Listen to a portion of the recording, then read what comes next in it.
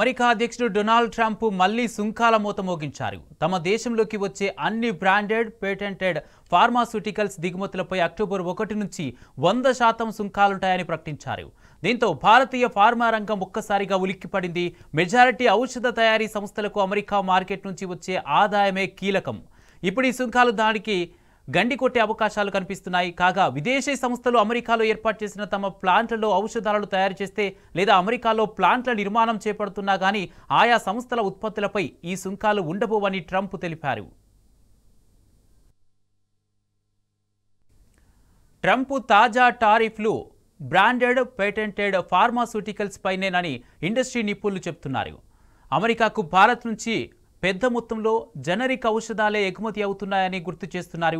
కానీ ట్రంప్ తర్వాతి లక్ష్యం జనరిక్ ఔషధాల ఎగుమతులే అయితే భారత్కు తిప్పలు తప్పవన్న అభిప్రాయాన్ని వ్యక్తం చేస్తున్నారు. అయితే 2022లో భారతీయ సంస్థలు ఎగుమతి చేసిన ఔషధాలతో అమెరికన్ల వైద్య ఖర్చులు $219 బిలియన్ ఆదా అయ్యాయి.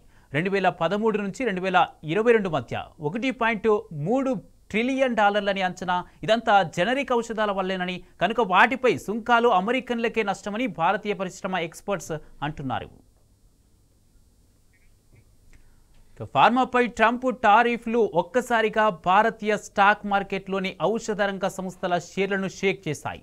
నిజానికి అమెరికా మార్కెట్ నుంచి చాలా సంస్థలకు వస్తున్న ఆదాయం జనరిక్ ఔషధాల అమ్మకాలతోనేనని తెలిసినా నష్టాలు తప్పలేదు. ఇక శుక్రవారం BSE ట్రేడింగ్లో మదుపరులు భయాందోళనకు గురి కావడంతో ఓక్ హార్డ్ లిమిటెడ్ షేర్ విలువ అత్యధికంగా 9.40% క్షీణించింది.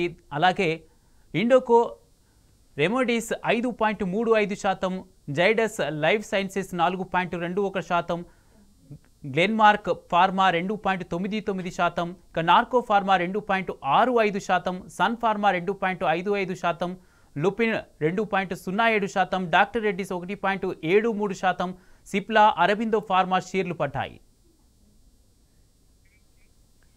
సన్ ఫార్మా, డాక్టర్ రెడ్డిస్పై టారిఫ్ల ప్రభావం ఉండొచ్చన్న అంచనాలున్నాయి. తెలుగు రాష్ట్రాలకు చెందిన ఔషధ రంగ సంస్థ రెడ్డిస్ ఆదాయంలో 47% అమెరికా మార్కెట్ నుంచే వస్తుంది. ఈ ఆర్థిక సంవత్సరం అది $1.5 బిలియన్ చేరవచ్చని చెప్తున్నారు. గత ఏడాది అరబిందో ఫార్మా అమెరికా అమ్మకాలు $1.6 బిలియన్ ఉన్నాయి. ఇక సన్ ఫార్మా ఆదాయంలో ఈసారి 2.1 నుంచి 2.3 బిలియన్ వాటా అమెరికాది ఉండొచ్చన్న అంచనాలున్నాయి. ఇందులో 55 నుంచి 57% ప్రత్యేక బ్రాండ్ల ద్వారానే సమకూరుతున్నది. ఇక సిప్లా, లుపిన్, జైడస్, గ్లాండ్ ఫార్మా, ఆల్కెమ్, అలాగే టొరెంట్ ఆదాయాల్లోనూ అమెరికా వాటా $3 బిలియన్ దాకా ఉంటుందని అంచనా వేస్తున్నారు.